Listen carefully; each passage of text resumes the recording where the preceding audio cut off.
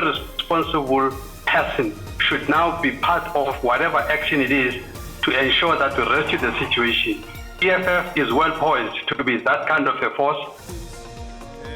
Lo leba inhloko yemigomo yokusebenza kwenhlangano ye-ATM Zwanele Manyi umemedele ukuthi sewujoyine i-EFF. Angazi ngikwazi ngalokho ngikhuluma ngento engayazi. La ngangihleli khona lo ntiki ngangizokubona lokho. Icala lekubulawa kwaSenzo Meyiwa seliqhutshelwe kumsombuluko evikini lelitako ngemva kokuthi Sipho Ramusipili ummeli wemsolwa wecala newesibili abike kugula. We know that playing against pirates, it's always a fight. We focus on the game at hand, we focus on the plan, you know, that the coaches will present to us. Idlalo seyikhona ingomba yokuthi emathikithi etimbangi taseSoweto angahlaphelele kumdlalo lekulinzeleke ukuthi kuphuke lithambo kuwo kusasa eFNB Stadium.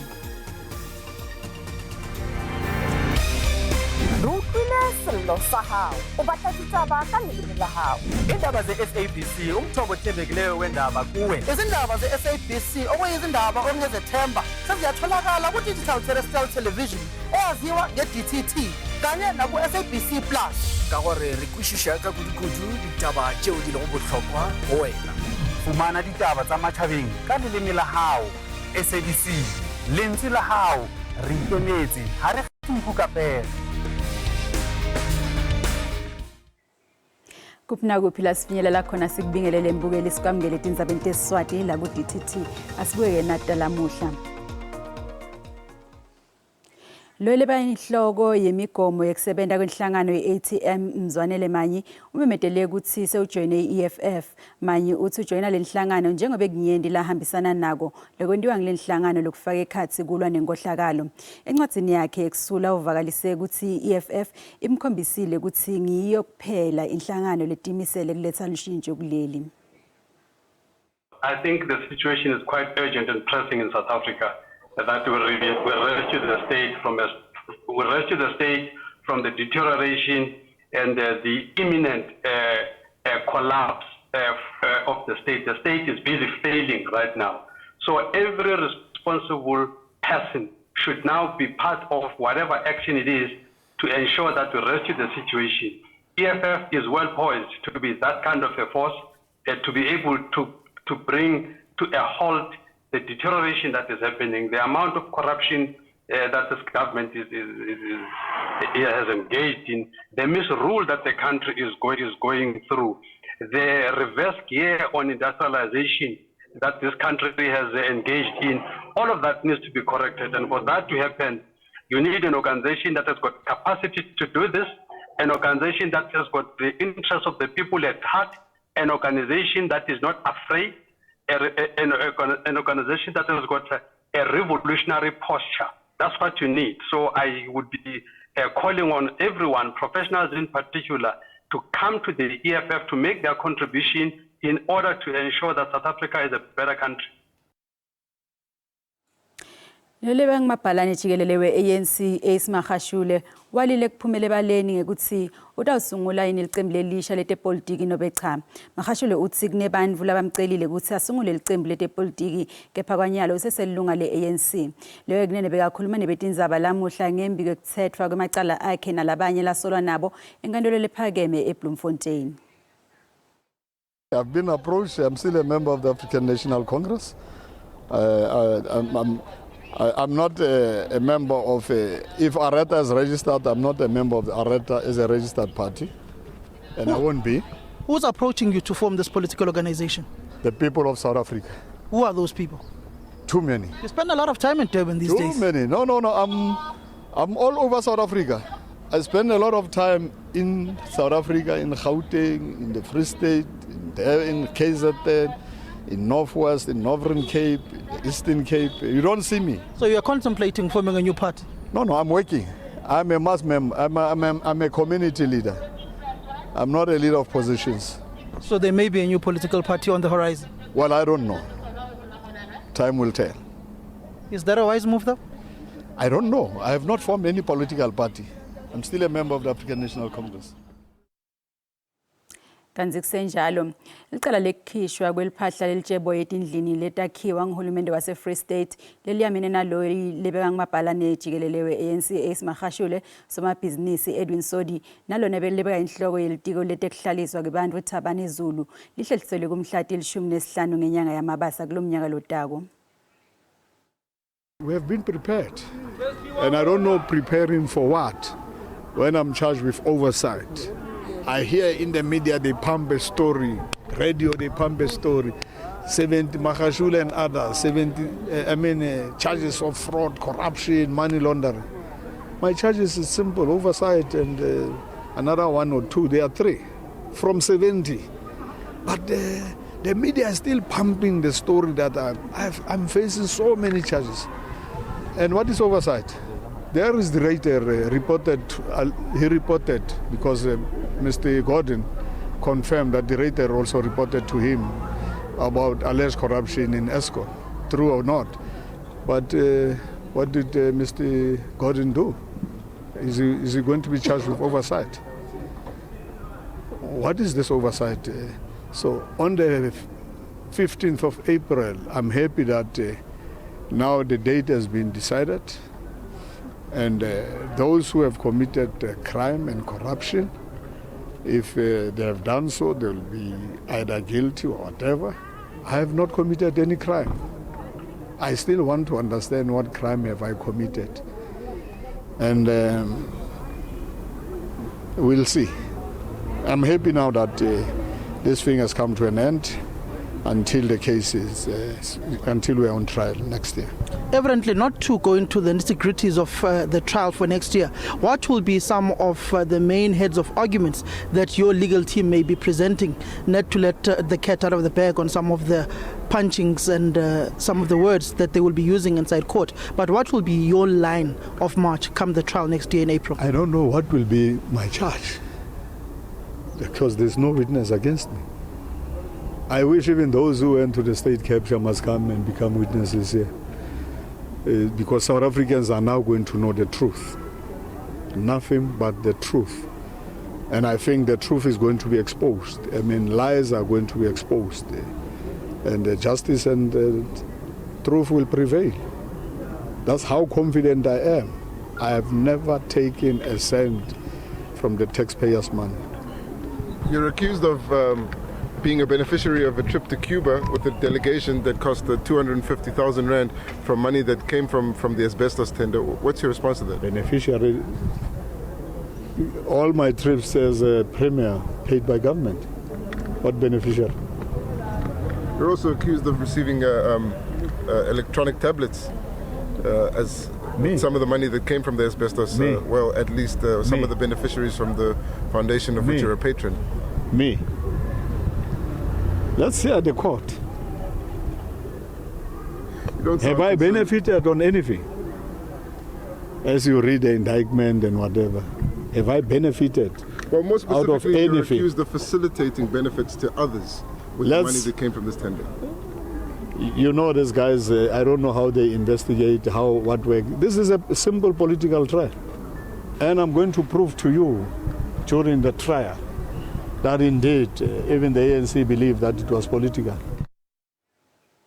Licala lekubulawa kwaSenzo Meyiwa seliqhutshelwe kumsombuluko lotako ngemva yokuthi Sipho Ramsipili ummeli wemsolo wekuqala newesibili abike ukugula. Ramsipili uchubekile nekuphinzilida ngemibuto uMthokozisithwala fakazi wembuso wesibili lebeka sebhoksini kanti ungulomunye walaba lebe basendlini ngesikhathi Meyiwa abulawa.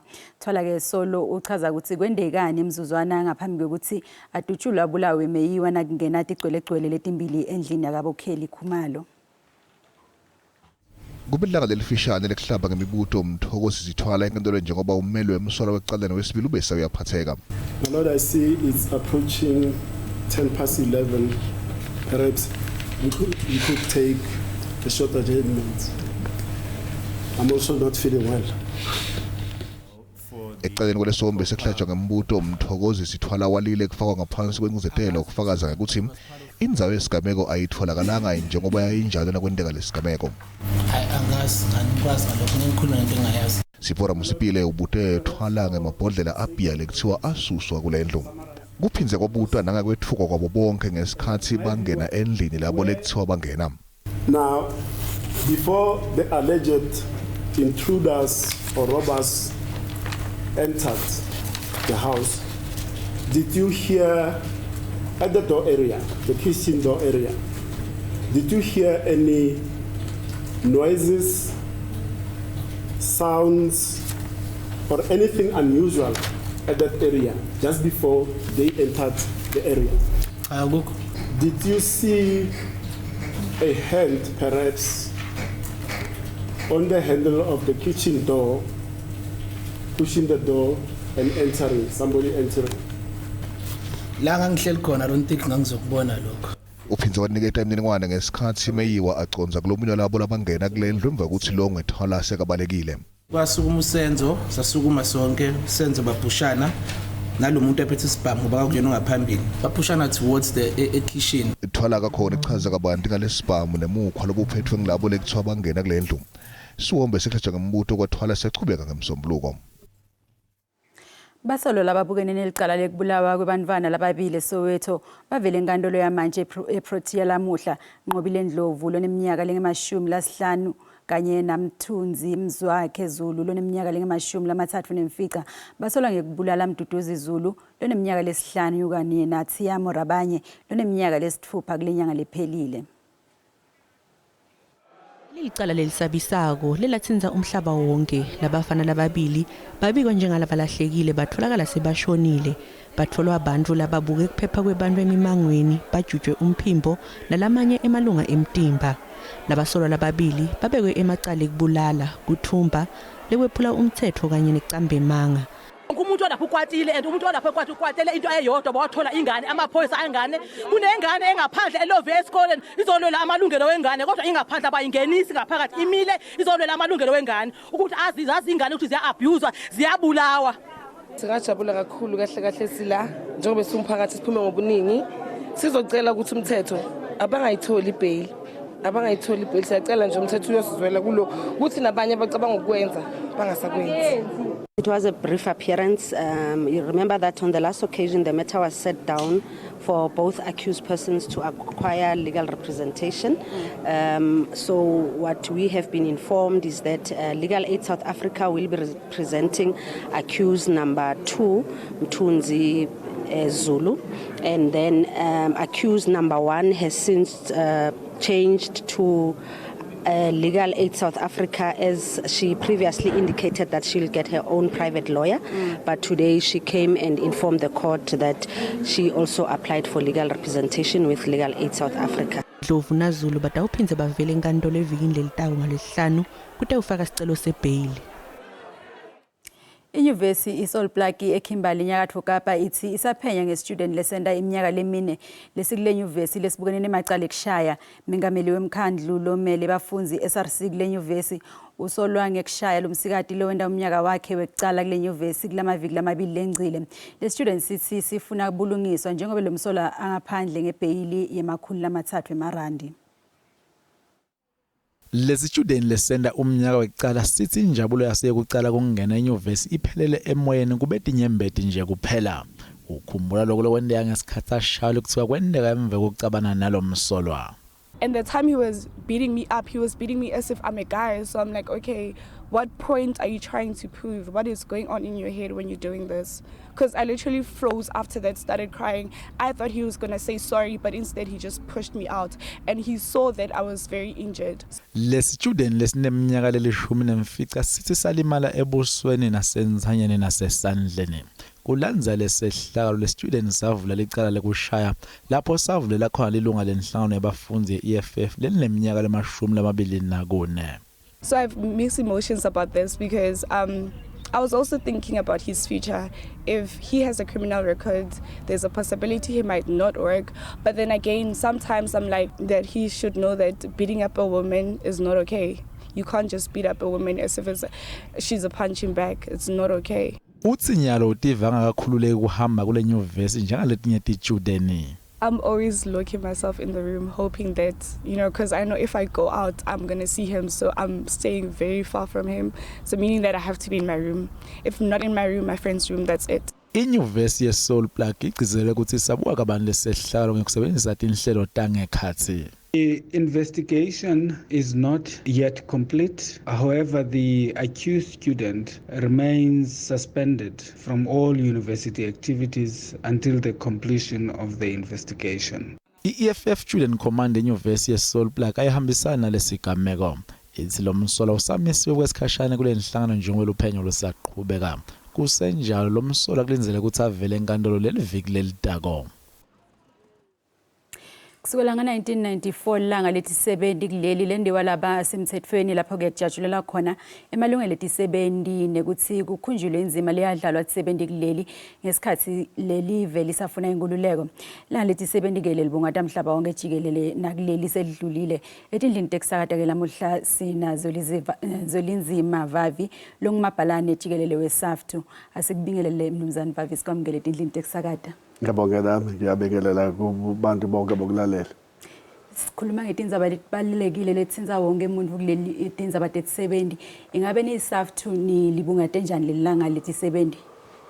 Well besinamamatchi kwindawo eziningi besinematchi ePolokwane eMokopane sanematchi Ladysmith yase-Western Cape sane rally eDurban nenye rally futhi yase Free State. So bekunezo zinto ezohlukene sijabule kakhulu ngendlela ezihambe ngayo izinto abasebenzi berespondile kahle bezobhekisisana ngemingeni ababhekene nawo ngalonyaka ka2023 njengoba usitsho sibheke ukuthi siphuma kuphi yini eyonakele and njengeSAFTU sithathe ithuba lokuthi singabheki nje ukuthi kwenzekani eChicago kwiminyaka engu137 eyadlula kodwa sibheke ukuthi la eSouth Africa ithini na ihistory yethu ukusukela ngo1973 lapho kwaba khona istrike ezaqopha umlando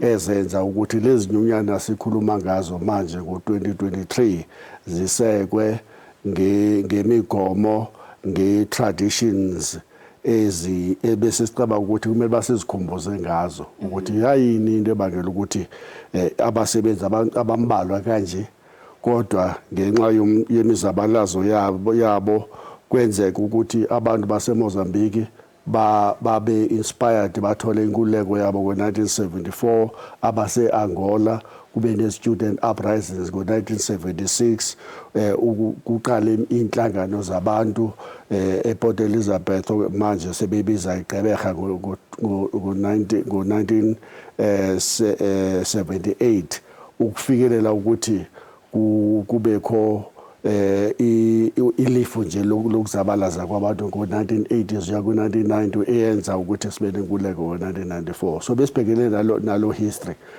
sizibuka sizinuka amakhwapha ukuthi zihamba kanjani izinto ngaphakathi kwethu eSAFTU masi sibhekene nesimo esibhekene naso manje sisiqhelekisa nesimo esesibhekene nabasebenzi ngo1973 ngo1955 okanye ngo1881 mawuqala iBay Day ithini isimo sethu so besibhekisene nezo zinto zonke.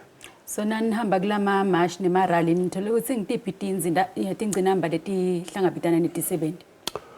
Well isikakhulu ukudlula nazo zonke inqinamba esibhekene nazo inzwela ngqesho kungabikho kwemisebenzi eSouth Africa ebhekene kakhulu nabantu abambisholo nabantu abamnyama abantu abangoyisimame nolutsha la eSouth Africa ibona esibabiza ukuthi bubuso bekungabikho kwemisebenzi nokungalingani eNingizimu Afrika and ibona abantu abaphila endlaleni ayibona ababubuso bendlala njengoba sazi ukuthi u30 million wabantu base South Africa ophila ngaphansi kwalento bayibiza ngokuba i-upper bound poverty level and iSouth Africa seyidonsa number 1 ukungabikho kwemisebenzi idonsa number 1 kwi-youth unemployment idonsa number 1 ukungalingani ehlabathini jikelele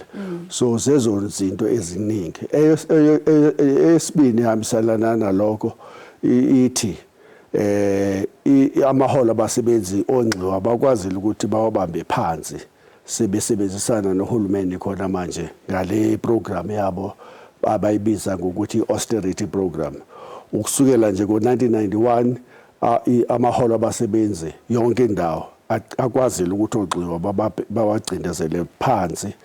Enye yezinto abayenze ukuthi bakwazi ukwenza yiloko yilena ukusibiza ngokuba ku-restructurisha kwabasebenzi. Abasebenzi manje singabasebenzi abancane, inani nabo liyehla, abasebenza kwimboni ezinkulu, abanenyunyoni ezi-powerful ezikwazi ukuthi zibalwele, abanama-provident fund, i-medical aid, i-housing, i-transport. Kodwa ongciwa bakwazile ukuthi baba-restructurisa abasebenzi, bakhephula abanye kubo bathi no, seningama-casual nina and senizosebenzela uMr Sorenso oyi-BEE and iholo lenu selizohafulushwa ama-benefit benikade ninawo asemkile. Abanye abasebenzi basetshenziselwa phansi kwama-labor brokers as if amanyunyana awakwazanga ukuthi aliwine lelo daba kwi-Constitutional Court. So zezo zinto ebesibhekisene nazo, kodwa sichathanisa nokuthi hey nangona sibhekene nesimo esinje, kodwa indlela esihambile mawubheka ukuthi sisuka kuphi nomzabalazo we-May Day, sisuka ekutheni abasebenzi babenyanzeliswa ukuthi basebenze u-16 hours ngelanga. Ingane ezina 4 years zasetshenziswa zingaholelwa okanye ziholelwa kulento kuthiwa i-child labor. Ezo zinto zonke sesikwazile ukuthi sizinqobe sizibeke emuva, kodwa uyabona ukuthi isimo manje ukuthi sidonsa kanzima kubi. Mbuto bengifuna ukubuta wona ukuthi siyakubona lokuhlele kwento yadinyonyana, kepha kukhona la ngathi nato dinyonyana tidonsele ekutheni njengoba usho ukuthi kunema austerity measures labeka ama company tingama letinyeni ti restructurisha tenda konke lokho.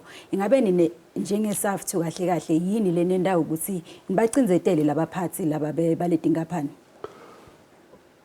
Njengoba sengishilo ukuthi idabi lokuthi abasebenzi mabasebenze inyanga ezintathu phansi kwe-labor broker okanye bengama-casual salinqoba ngenyunyana yethu inomsa kwi-Constitutional Court.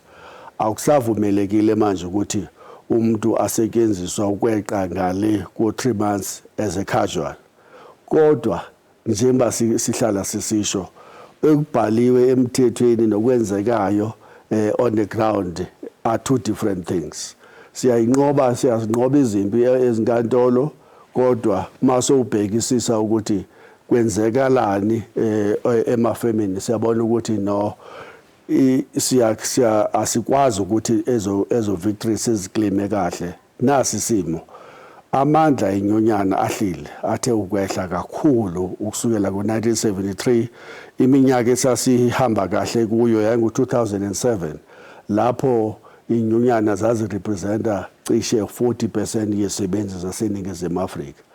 Ahlile lo manani ofikelela ku-23%. Usho ukuthi ikhona into eziningi ezirongo okanye ezingahambi kahle ngaphakathi kwenyonyana ezibangela ukuthi abasebenzi bangasakwazi ukuzithemba ngaleya ndlela bebezithemba ngayo ngesikhathi esedlula. I-challenge esinayo manje kukwenza isiqinisekiso sokuba abasebenzi bayazithemba inyonyana, ama-shop steward ayatrainwa, asiwa kuqeqesho, bayakwazi ukumela abasebenzi embonini, ama-organizer ayaqeqeshwa kahle, ayakwazi ukusebenzisa le mithetho sikwazile ukuthi siyiwine ukusukela ngo-1994 uzofikelela manje. Iy'nkokeli ze-union ziyayigcina i-best traditions zenyonyana, isikakhulu indaba yokuthi makubekho i-internal democracy, makube ne-worker control, abasebenzi babazilawule ngokunokwabo inyunyana endaweni bazilawulwe ngaba bakhulu abakhethwe kuma-national congresses. Sesiphetha-ke sorry kungena emlonyeni, sesiphetha-ke inkulumo yethu babebavi, ngabe likhona yini lithemba njengoba sibona simo semnotfo sibi uwile umnotfo, inzengo yepetroli yakhula njalo njalo konke kubi, likhona lithemba? as long as kusekho le contradiction ukuthi kubekho abantu abadla izambane likapondo abangu-1% kodwa beqhwake kumnotho ongange 40% welizwe okanye u20% wabantu baseningizimu South Africa baqhwake kumnotho u80% welizwe. As long as kusenokuxhaphazwa okunje kusenesidingo sokuthi abasebenzi baququzelane ba-unite balwe bazilwele ngokunokwabo batshintshe isimo. And sinethemba elikhulu thina ukuthi even though inyunyana zibhekene nezazo inkinga eziningi ezinkulu kodwa ngelinye ilanga kungekudala nje sizokwazi ukuthi abantu abakwinyunyane abangathembekile abangenela becabanga ukuthi i-fourth coach i-union zokuthi bazodlala ngaphakathi sizobakhipha one by one kusheka abantu abathembekile abafuna ukuthi inyunyana zase South Africa nasehlabathini jikelele ibe zizinyunyana ezithembekile nezithenjwayo ngabasebenzi. Asibonga kakhulu mnumzane Vavi isikhathi sakho. Siyabonga kakhulu. Ngumnumzane Vavi Mapalane jikelele weSAFT wakhuluma kabandi ngetindzaba tesisebenzi. Kanzike lesanza ukuthi itfola nginati letithi lidolobha laseJozi selina sodolobha lomusha libito lakhe Nkabelo kwamanda welicembu le-Al-Jamaa le bekulicembu lasodolobha lowesulile kulesikhundla emalangeni lambalo landlulile longithapelo Ahmad. Mhlabhlangene ufaka incinzetelo kubojenele lababili labahola emacembu lahlukene ukuthi bede sivumelane sekuvumela ukuthi kusitwe abantu labadzinga lisito kulembi lechubekako kulela live. General Martin Griffiths lobukene nemalungelo oluntu kulesigodi lesihlaselo kakhulu uhlela kuhlangana matfupha nabojenele lababili Abdel Fattah al-Buda Abuhan lohola imbutfo yemasoja eSudan kanye na Mohammed Hamdan Dagalo we-Rapid Support Forces Paramilitary Group. Kanzike mhlabhlangene uyachubeka nekucwayisa ngalenhlekelele lesayithethe imphefumulo yebantfu lababalelwa emakhulwini langetulu kwalasihlanu. Bese-ke kuthi lababalelwa etinkulungwaneni letisihlanu balimele kanzi labangetulu kwetinkulungwane letilishumi balifulathele lelive. Bantu labathathu evini leSudan lelinebantu lababalelwa ku-46 million badzinga tinsita njengoba kuphakelwa kwetinsita letimcoka kuthikametekile kulelave kanzi letinye tebiwe. Mhlaba ohlangene uhlela kuhlangana namacembu lalwisanako mayelana nokuphakelwa kwetinsita kubantu labathikametekile. Number one, clear, definitive agreements, commitments in writing, in public, of the parties to protect the movement of humanitarian supplies, humanitarian workers, to stop the looting where that happens of humanitarian stocks, so that aid agencies can do the job they only know best. Griffiths uzohlela kuhlangana nabojenene lababili Al-Buran kanye naDagalo matfupha emalangeni latako kutata ufaka incinzetelo mayelana nokuphakelwa kwetinsita kubantu nanoma kungalandzelwa kumisa lokulo ngetibhamu lokuhlongotwako. Humanitarians universally do this. Even when there is no formal national ceasefire, we will still require agreements and arrangements to allow for movement of staff and supplies.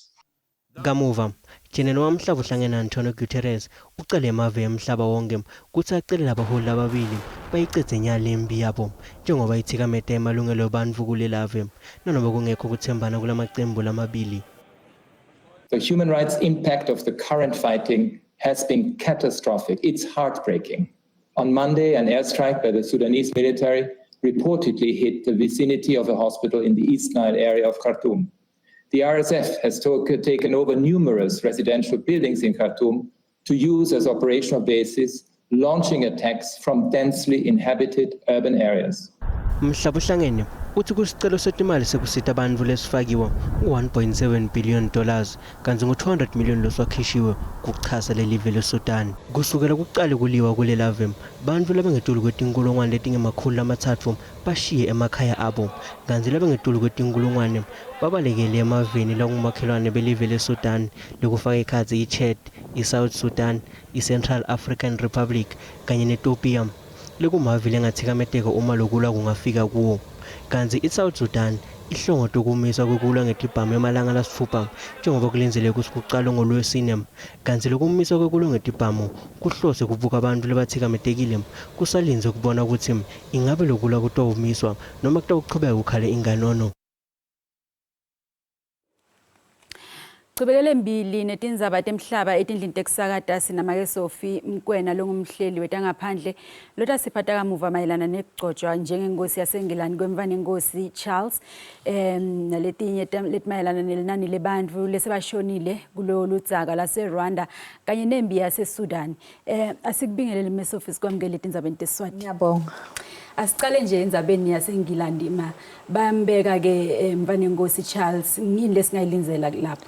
Silinde ukuthi mhlambe akhulume ukuthi njengoba athatha intambo azophatha usephethe vele njengenkosi yaseEngland kodwa ke sizozwa ukuthi ufuna ukuthi kwenzakaleni ngoba mawubheka umlando walelo lizwe isikhathi eside lendlu yobukhosi ikhona kodwa ke abakhi be-United Kingdom bonke nalabo bantu ababephansi kwe-Britain njengeNingizimu Afrika kodwa ke sesikhululekile namanye amazwe esiwabiza ngokuthi we-Commonwealth bafuna ukuthi kube nenguquko ezenziwa yindlu lena. Ngakho ke sizezwa ukuthi uyavuma yini uyabona yini ukuthi isikhathi asisafani nale ekuqaleni lapho ke inkosi kwakuba inkosi izwi kuba yelenkosi kodwa kukhona idemocracy. Ngakho ke abantu bafuna izinto ezithize. Siyazi futhi enye into important ukuthi umuntu othanda kakhulu ezemvelo.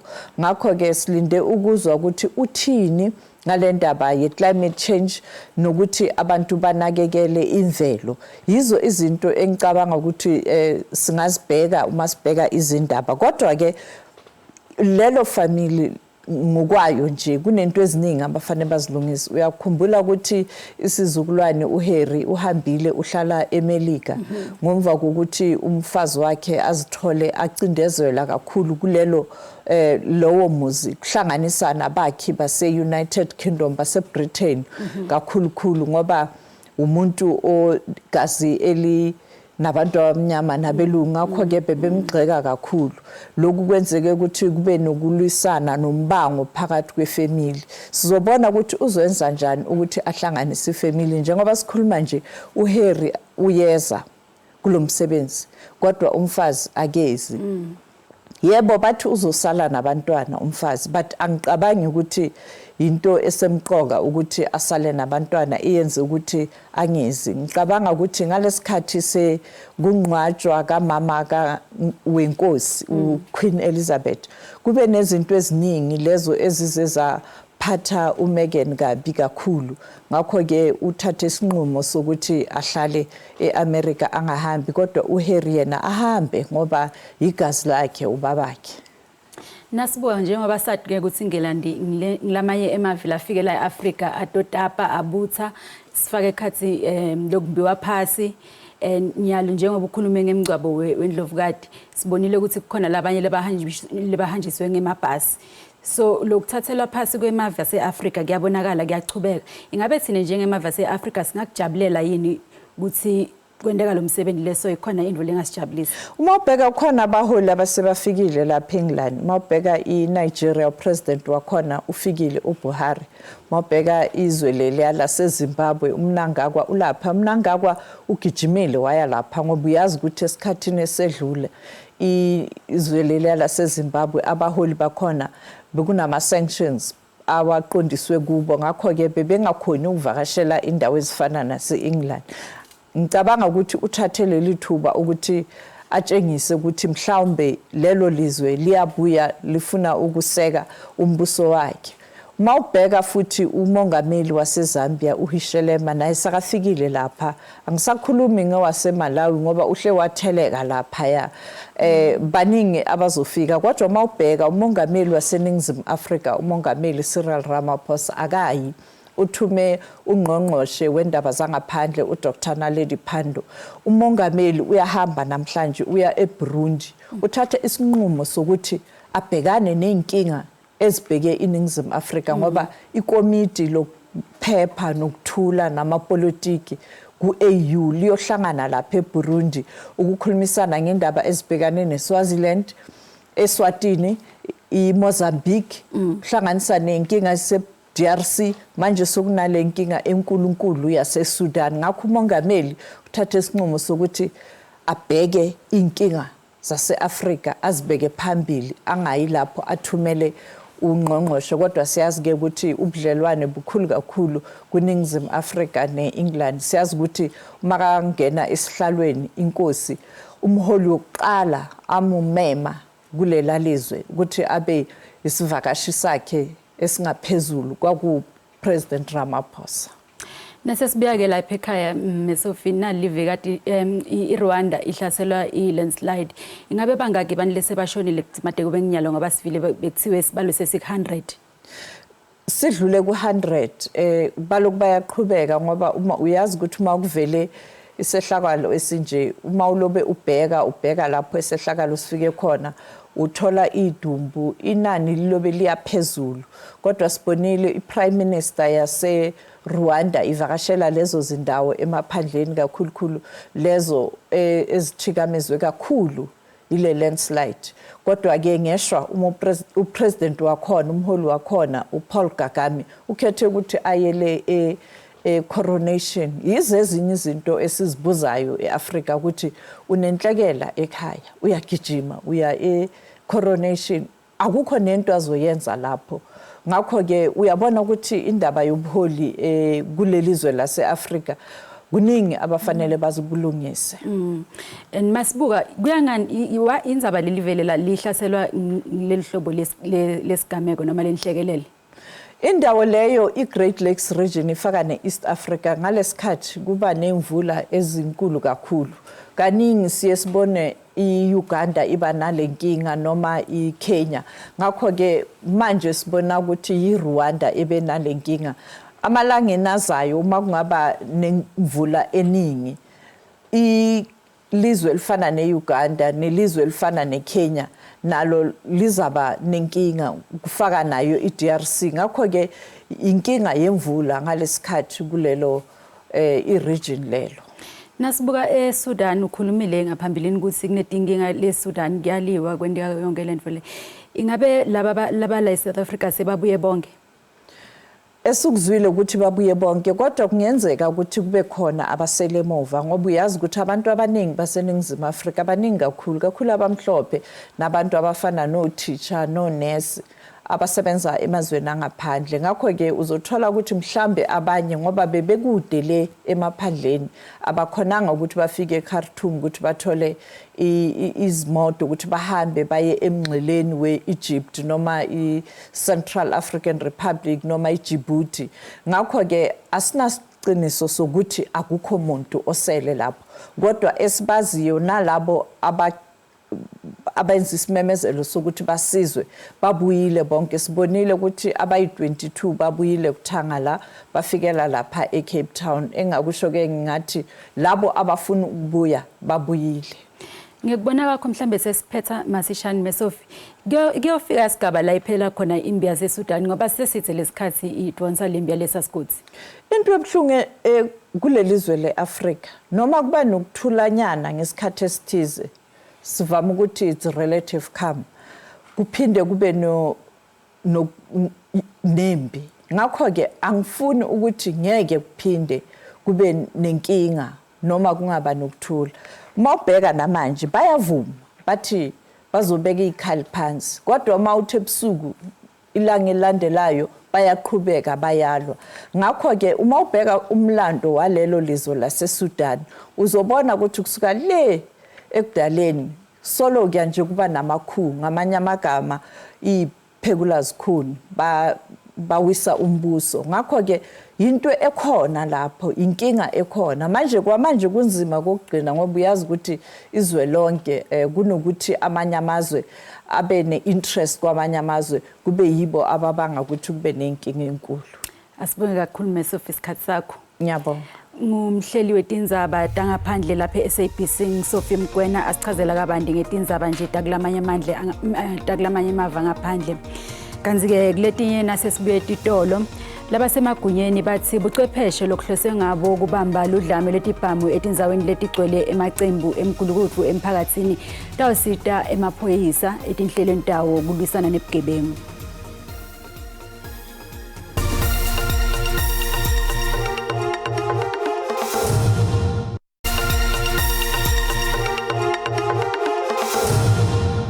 Asikwamukele mbukele esigabeni sesibili setindzaba tesiSwati la kudithi sachubeka nato. Labasemagunyeni bathi buchwepheshe lokuhlose ngabo kubamba udlame lwetibhamu etindzaweni letigcwele emacembu emgulukudvu emphakatsini atawusita emaphoyisa etinhlelweni tawo kulwisana nebugebengu. Lihlelo lekubuka kusebenta kwalobuchwepheshe eHanover Park naseMannenberg eCape Flats luholele ekutheni kwehle tigameko tekudubulana kwatfolakala netibhamu letinyenti letingekho emtsetfweni. Lobuchwepheshe batiwa nge-sound thinking njengoba bukhona kutfola umsindo wekudubula kwesibhamu lokwenta kutsi betemtsetfo bakhona kutfola ngekushesha lapho kudutshulwe khona. Masipala seKapa uthi uhlanganisa lobuchwepheshe bekutfola kudubula kwesibhamu nema-drone kudama kucedza ludlame. So this means we respond to every shooting incident, and we respond accurately and we respond quickly. And the net consequence of that is that you start recovering firearms. So we increase our firearm recovery rate by about 5 times, and we start getting more witnesses. We gather shell casings and other things as a consequence that becomes evidence in cases.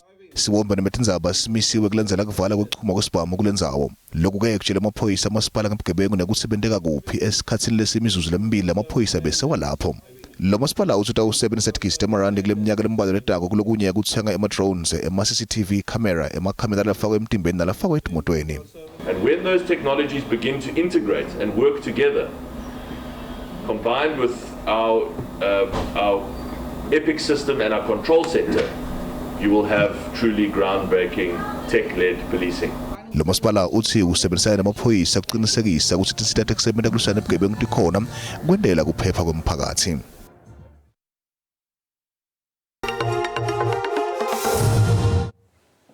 Kanzike etimakethe tetimali lirandi lehlile nalicatsaniswa netimali takulamanye mave.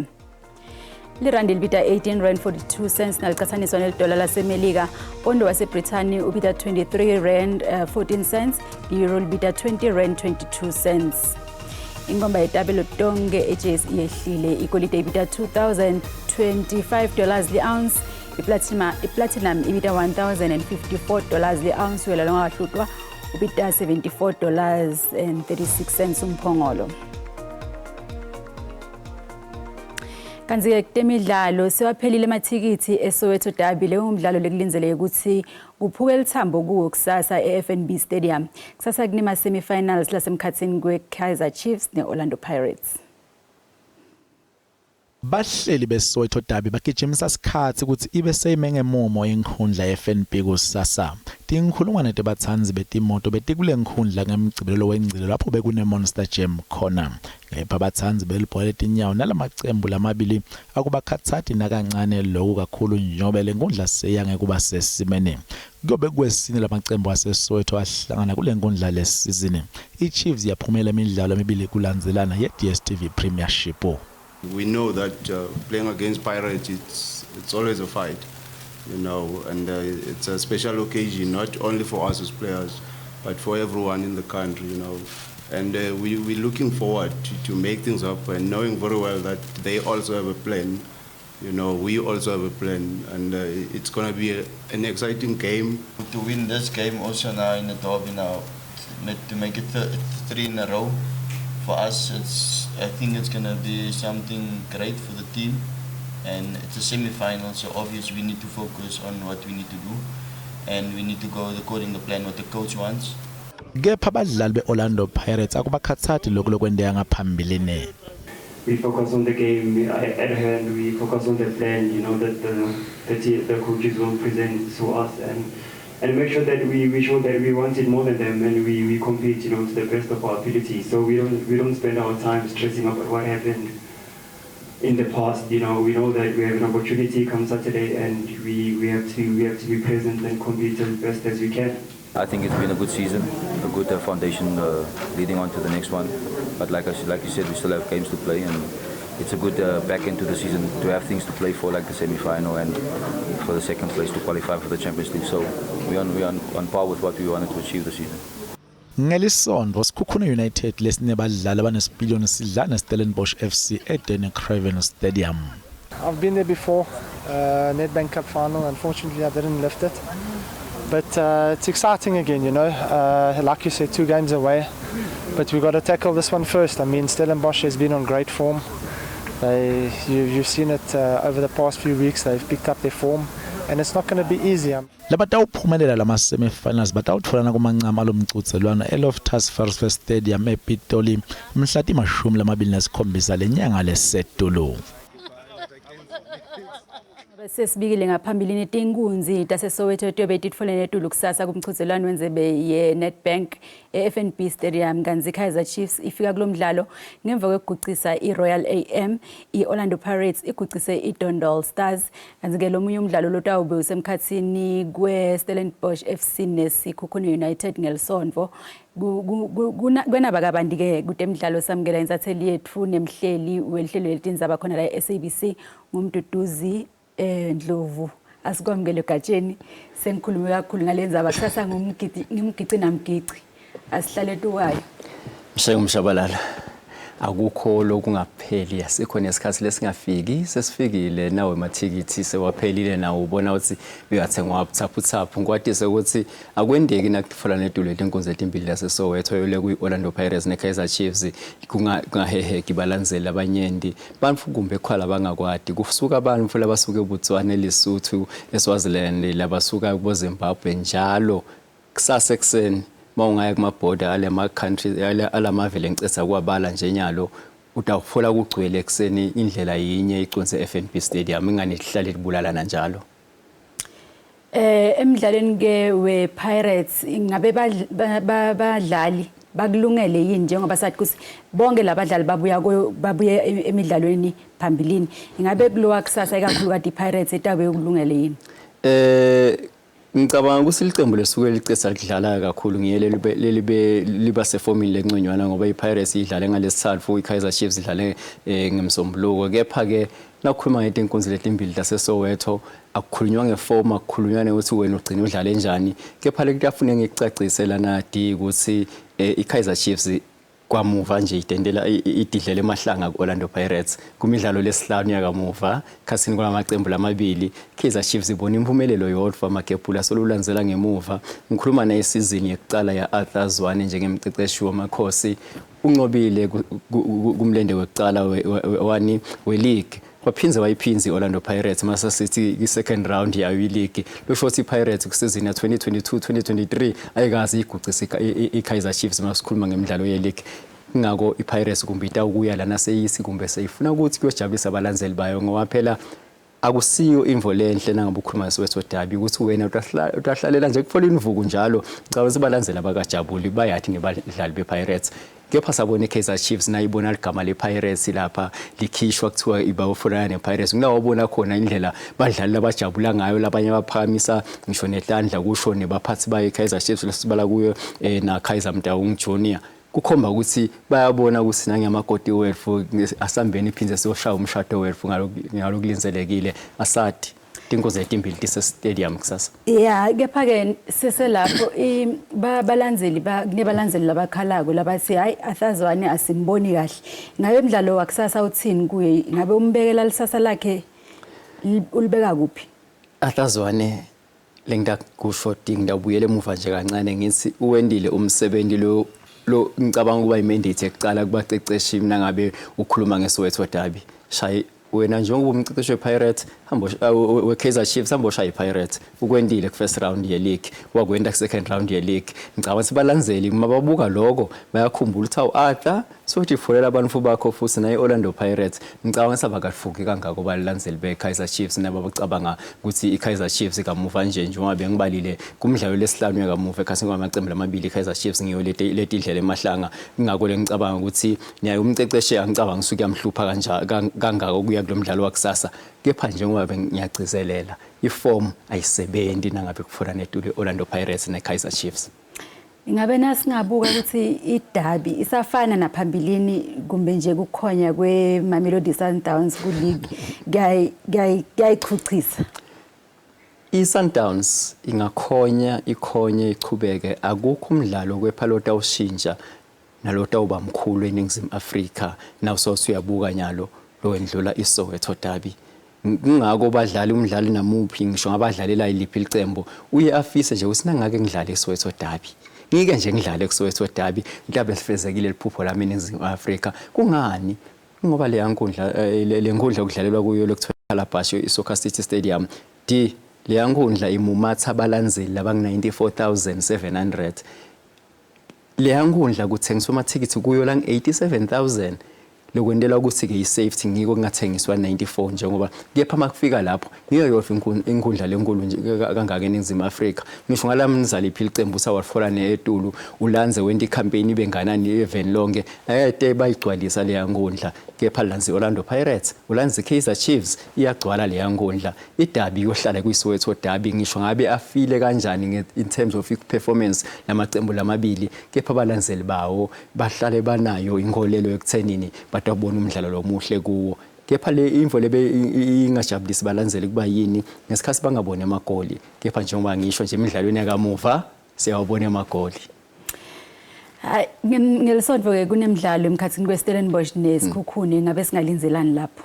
Linye lawo liyafisa liphokophele ukuthi nakuphela lenyanga lelisetulo atfolakale ukuthi nabo bayabalwa kulabantu ababagijima ePitoli senhloko dolobha lapha ekudlalwa khona umdlalo wemancamo wawo lomcuzelwano weNedbank lota uncoba eDenny Craven Stadium ngelisonto Stellenbosch Sikhukhune omabili lamacembu adlale kahle kule season now siyabuka ku league nakuyo yonke imcuzelwano lekhona la ekhaya lota usebenza kahle ngelisonto umsebenzi wakhe enkundleni ngelisonto etesabuka isemuva wendeni lokho ubonakala ngilota ukwenda enkundleni ngelisonto utafune uphume nesikhuni izivutha utibhukhele lithikithi lelisi uyahamba uyenhloko dolobha la kodlalelwa khona umdlalo wemancamo ekhathini kwalama licembu lota wina kuPirates neChiefs ngemgcibelo lota uphumelela eDenny Craven Stadium Stellenbosch FC lapho simukela khona Sikhukhune FC United FC.